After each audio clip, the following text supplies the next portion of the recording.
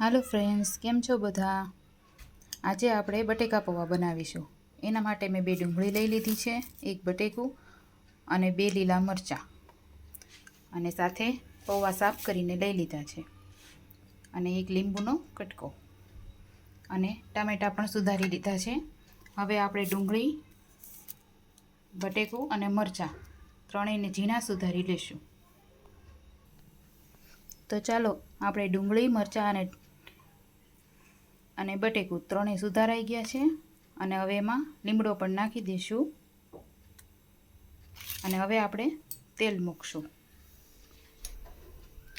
મેં તેલ ગરમ મૂકી દીધું છે. હવે આપણે રાઈ જીરુંનો વઘાર કરશું.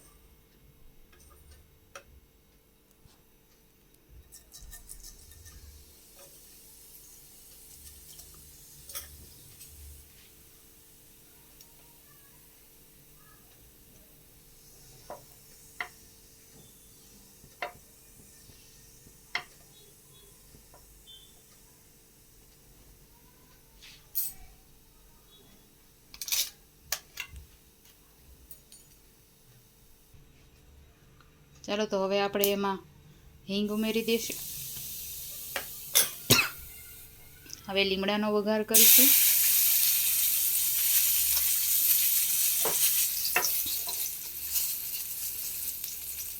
હવે ડુંગળી, બટેકા અને મરચાં નાખી દઈશું.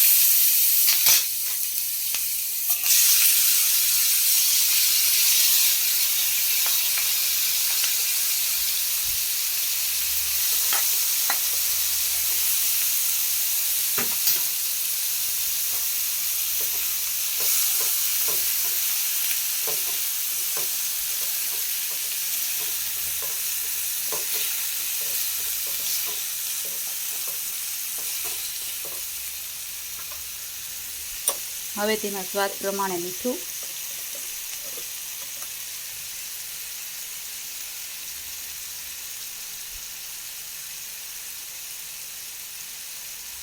અને હળદર નાખી દઈશું.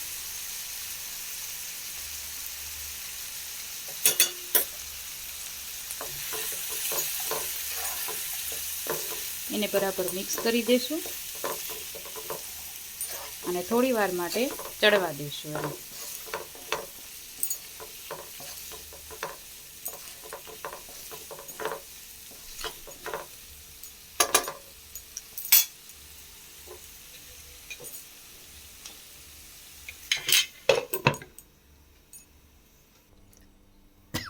જ્યાં સુધી ડુંગળી, બટેકા ચડે છે ત્યાં સુધીમાં આપણે પૌવાને ધોઈ નાખીશું. પહેલાં મેં સાફ કરી લીધા છે, અને હવે આપણે તેને ધોઈ નાખીશું. હવે આપણા ડુંગળી, બટેકા ચડી ગયા છે, તો એમાં આપણે ટમેટાં ઉમેરી દઈશું, અને એને પણ થોડી વાર ચડવા દઈશું.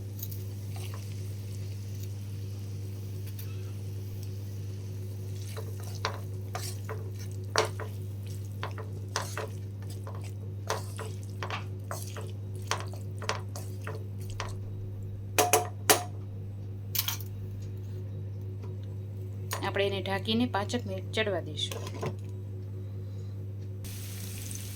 હવે આપણા ડુંગળી, ટમેટાં અને મરચાં ચડી ગયું છે, તો હવે આપણે તેમાં પૌવા ઉમેરી દઈશું.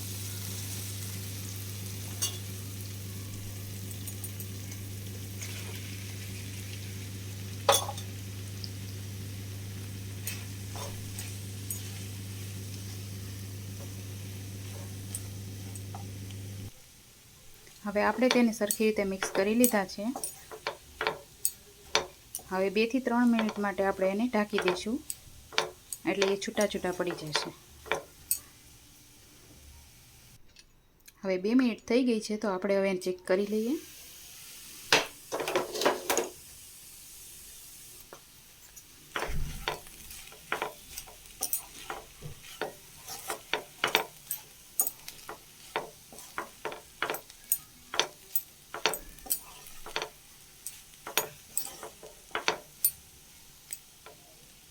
થઈ ગયા ને એકદમ છૂટા છૂટા.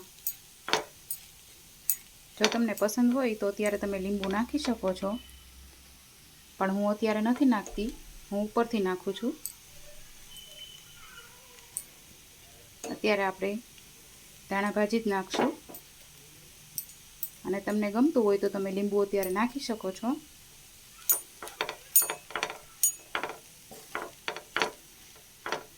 તો તૈયાર છે આપણા છૂટા છૂટા પૌવા. જો તમને રેસીપી પસંદ આવી હોય તો લાઈક અને સબસ્ક્રાઈબ કરી દેજો.